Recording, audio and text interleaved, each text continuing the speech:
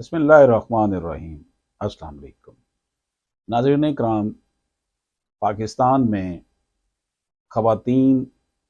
کو وراثتی حق سے محروم کرنے کے لیے بہت سے ہتھ کنڈے استعمال کیے جاتے ہیں۔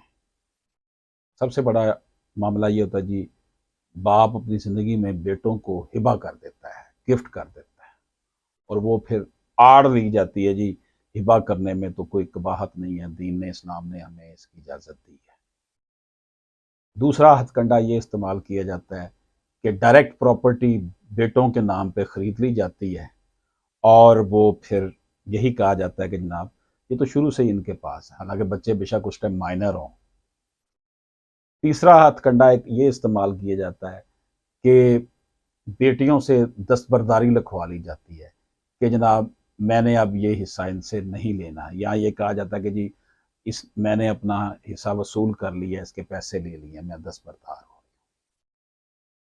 پھر ایک اور بڑا اہم معاملہ یہ کیا جاتا ہے کہ شادی کی نہیں جاتی جائیداد، قرآن سے شادی، اس کے اوپر بھی سزا آ گئی ہوئی ہے۔ تو یہ ہبہ کے نام پر، دستبرداری کے نام پر، بیع کے نام پر جو خواتین کو ان کے وراثتی حق سے محروم کیا جاتا ہے، یہ کھلم کھلا اللہ پاک سے جنگ ہے، اللہ کی حدود کی خلاف ورزی ہے۔ سورہ نساء میں اللہ پاک نے کھول کھول کر وراثت کے حوالے سے بیان کیا ہے کہ بیٹی کا کتنا حصہ ہے، باپ کا کتنا حصہ ہے،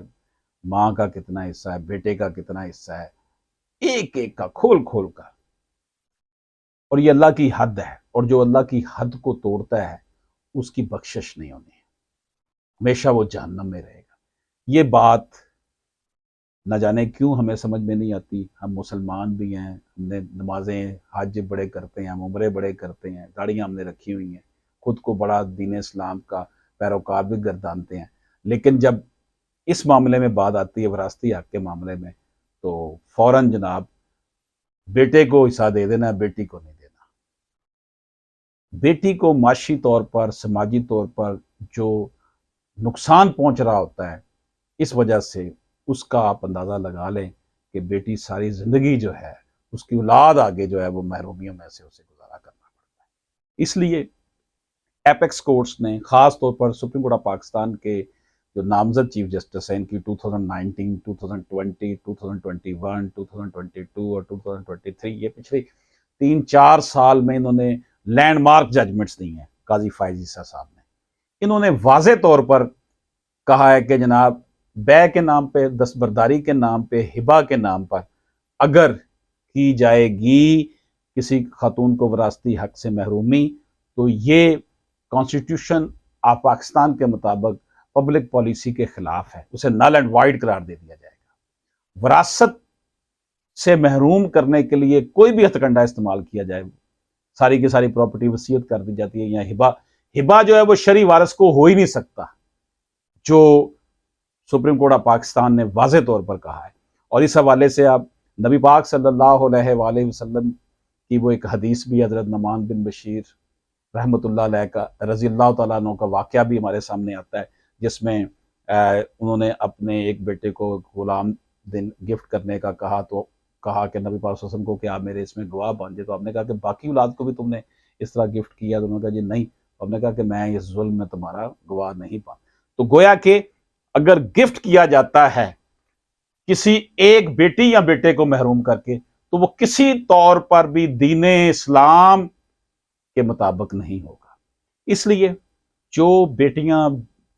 بہنیں اس کا شکار ہیں کہ انہیں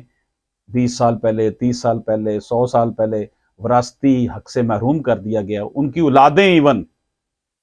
اگر وہ فوت بھی ہو گیا تو ان کی اولاد بھی، یہ کیونکہ وراثت جب تک پہنچ نہیں جائے گی جہاں تک جانی ہے، اس وقت تک یہ اسی طرح سٹینڈ کرے گی، تو یہ حصہ وہ لے سکتے ہیں۔ اس کے لیے اگر انہوں نے ہبہ کر دی ہے، اگر انہوں نے بیع کر دی ہے، دستبرداری کروا لی ہے، یا کوئی اور ہتھ کنڈا استعمال کیا ہے، تو یہ ٹرائل کورٹ کا کام ہوتا ہے۔ اس کے لیے آپ کو سول کورٹ میں سول سوٹ کرنا پڑتا ہے۔ متعصب کے پاس صرف آپ کا وہ کیس جا سکتا ہے کہ پراپرٹی ابھی انٹیکٹ ہو، آپ کے والد کے نام ہی، اور بیٹی کو نہ وہ دے رہے ہوں، لیکن بیٹے کو مل گئی اور بیٹوں نے بیٹیوں کو نہ دیا ہو، تب تو وہ موتصب کی کورٹ کچھ کر سکتی ہے، لیکن اصل کام جب بھی یہ ہبہ کا دستبرداری کا معاملہ آئے گا، جہاں پہ ایویڈنس ہونی ہوگی، وہ ٹرائل کورٹ کا میٹر ہے، اور ٹرائل کورٹ جو ہے وہ سول کورٹ ہے، آپ کو سول سوٹ کرنا پڑے گا، تحمل کے ساتھ کرنا پڑے گا، حوصلے کے ساتھ کرنا پڑے گا۔ پاکستان کا جو جوڈیشل سسٹم ہے کمزور ہے، اس میں اتنی جان نہیں ہے، لیکن اللہ پاک کے گھر میں دیر ہے اندھیر نہیں ہے، اس لیے آج اگر آپ حوصلے سے کام شروع کریں گے with the passage of time لگے گا۔ Rome was not built in a day. اس سوسائٹی میں جس میں باپ